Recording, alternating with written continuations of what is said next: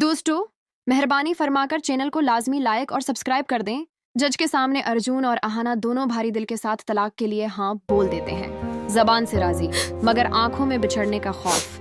Court से बाहर निकलते ही दुर्गा देवी खामोशी से श्रोतु मामा को इशारा करती हैं कि उनके पास अर्जुन और अहाना को दोबारा मिलाने का एक जबरदस्त मंसूबा है। अगले दिन दोनों एक सुनसान पार्क में मिलते हैं। हमें दोनों के ये गलत यकीन तोड़ने होंगे। दुर्गा देवी बताती हैं कि उसके लिए एक ड्रामाई चाल चलनी पड़ेगी। यूनिफॉर्म में तैयार प्लान के मुताबिक दोनों एक स्टेज कंपनी पहुंचते हैं।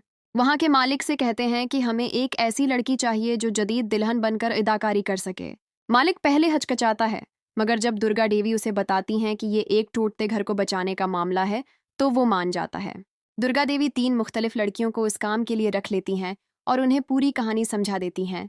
अगले दिन वो पहली लड़की को अर्जुन के सामने लाती हैं, मगर जैसे ही वो बात शुरू करता है लड़की साफ कहती है, सुनिए अर्जुन, शादी के बाद मैं आपके साथ नहीं बल्कि अलग घर में रहूंगी। अर्जुन का रंग ही उड़ जाता है। वो फौरन इनकार कर देता है। अगले दिन दूसरी लड़की लाई जाती है जो पहले से भी अजीब निकली। वो कहती है, मैं खाना बनाना तो छोड़ें घर के काम तक नहीं जानती। मेरी जिंदगी मेरी मर्जी। अर्जुन फिर इनकार कर देता है। फिर तीसरी लड़की आती है। अर्जुन को जबरदस्त झटका लगता है। तब उसे अहाना याद आती है। अर्जुन की आंखों में नरमी आ जाती है। वो खुद से कहता है, गलत वो नहीं थी, गलत तुम्हें था। लेकिन कहानी यहाँ खत्म नहीं होती। अब बारी थी अहाना की जहनियत बदलने की। दुर्गा देवी जानती थी कि अहाना के दिल में ये बात बैठ चुकी है कि वो अकेली सब कुछ संभाल सकती है और किसी के सहारा की जरूरत नहीं। वो श्रोतु मामा से कहती हैं, अहाना को समझाना होगा कि शोहर जंजीर नहीं होता, तूफान में साया देने वाली छत भी बन सकता है। अर्जुन उसका दुश्मन नहीं, उसकी ढाल है। इसी सोच के साथ वो एक नया जज्बाती प्लान बनाती हैं। मंसूबे के मुताबिक जब अहाना बाजार में सब्जी लेने जाती है तो दुर्गा देवी के इशारे पर एक आदमी उसके परस में चुपके से मोबाइल डाल देता है और फिर उस पर चोरी का इल्जाम लगा देता है। अहाना लाख समझाती है कि उसने चोरी नहीं की, मगर उसकी बात कोई नहीं सुनता। उसी लम्हे अर्जुन वहां पहुंचता है, क्योंकि दुर्गा देवी उसे पहले ही साथ ले आई थी।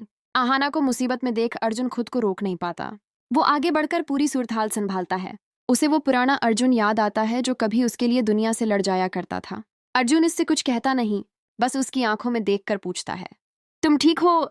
यही एक लम्हा अहाना के अंदर मौजूद बर्फ पिघला देता है। उसे एहसास होता है कि आज़ादी अपनी जगह है, मगर एक सच्चा साथी इंसान को मजीद ताकत देता है, कमज़ोर नहीं करता। दौड़ खड़ी दुर्गा देवी और श्रोतु मामा ये मंजर देखकर मुतमईन हो जाते हैं। दुर्गा देवी मुस्कुराकर कहती हैं, मैंने कहा था ना श्रोतु जी, जब दिल में एक दूसरे की कमी जागेगी तभी रिश्ते मजबूत होते हैं। अर्जुन अहाना को गाड़ी तक ले जाता है और कहता है, आओ मैं तुम्हें घर छोड़ दूं। अहाना इस बार मना नहीं करती, चुपचाप उसके साथ बैठ जाती है। दुर्गा देवी की ये चाल दोनों के दिलों से जद और गलत फहमियां हटा देती है।